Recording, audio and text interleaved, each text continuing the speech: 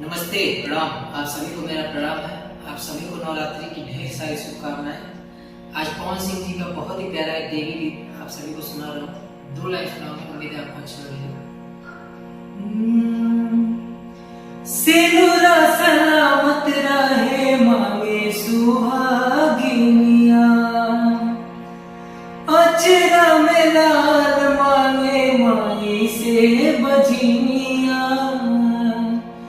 हो सिनुरा सलामत रहे मांगे सुहागिनिया, अचरा में लाल मांगे माई से बजनिया। कुड़ियन के काया देवी अनहरन के निगाहवा, कन्या कुंवारी पावे सुघरा दुल्हावा। की बाजिन गोदी होरीला खेलावेली, की बाजिन गोदी होरीला खेलावेली।